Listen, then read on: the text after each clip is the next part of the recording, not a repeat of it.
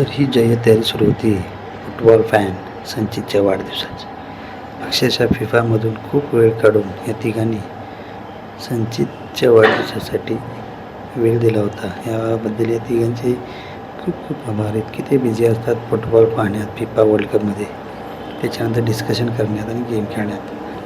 त्यामुळे रुद्र, श्रावण केक घेऊन आले होते आपल्या लाडक्या भावासाठी संचित यासाठी. संचितच्या वाढदिवसानिमित्त आम्ही सर्वजण आमच्या गाववाल्यांच्या रूमवर एकत्र जमलो होतो. आता गाववाल्यांची रूम ही संकल्पना काय आहे असे विचारत असाल तर त्यासाठी एक स्पेशल ब्लॉग करावा लागेल.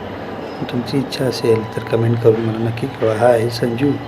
हे रुद्र सांगतोय संचित आज चल लवकर केक काप, आपल्याला बाहेर पार्टीला जायचं आहे.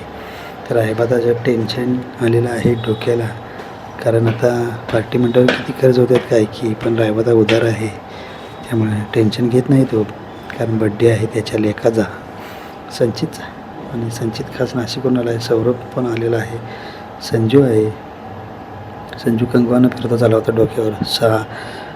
सचिन होता. आणि हे बघा हा केकचा स्नॅप काढतोय संचित आपल्या मित्रांना नाशिकला पाठवायला, सगळ्यांना जळवायला. आणि अशा पद्धतीने फुटबॉलच्या प्रेमातून वेळ काढून हे आले होते वाढदिवसाला. रायबादा आला, श्रावण आला, रुद्र आला. आणि रायबादाला कधी सांगायचं होतं, मी म्हटलं नको तो आधी केक कापूया आणि मग नंतर काय ते सांग कुठं पार्टी देणार ते. आणि तोपर्यंत मी अर्जेंटिना, मेसी आणि रोनाल्डिनो, पोर्तुगाल याबद्दल याचे सारखे वादविवाद होतात. मी म्हटलं ठीक आहे, तुम्ही पण स्पोर्ट्समन व्हा आणि खेळा. तरी खेळायला पण जातात आणि मोबाईलवर पण गेम खेळतात, ते मला काय आवडायला नाही. पण असू दे म्हटलं, भावाचा वाढदिवस आहे आज, नाराज करायला नको. आणि पार्टी पण आयोजन केली होती आणि अशा पद्धतीने आम्ही तिथे वाढदिवस साजरा केला. संजूची स्टाईलच काही वेगळी असते प्रत्येक वेळी. बघा टाळ्या वाजवण्याची स्टाईल बघा त्याची. संजूची कॉमेडी ही कपिल शर्मा आणि चला हवा देवलासुद्धा मागे टाकते कॉमेडी. आणि त्याच्यानंतर पहिला केक खाला पिताश्रेंनी, त्याच्यानंतर मी संधी सोडली नाही आणि मी संचितला केक भरवला. मग प्रत्येकानं केक भरत असतानाच कुठे पार्टी करायची याचं नियोजन सुरू झालं आहे, कारण पार्टी तो बनते आहे. चॅनलला नवीन असेल तर चॅनलला सबस्क्राईब, शेअर, लाईक आणि कमेंट करायला विसरू नका. आणि तुम्हीसुद्धा मित्रांचे वाढदिवस कुठं साजरे करताय, किती पार्टी होते, व्हेज होते का नॉन व्हेज होते, हे मला कमेंट करून कळवा. आणि वाढदिवसाचा बेस्ट मोमेंटसुद्धा कळवा. आणि त्याच्यानंतर आम्ही दुसऱ्या दिवशी चहाची वाट बघायला खाली थांबलो मी आणि संजू, कारण रायबादा स्पॉन्सर असतो आमचा चहाचा, तो स्वतः कॉफी घेतो.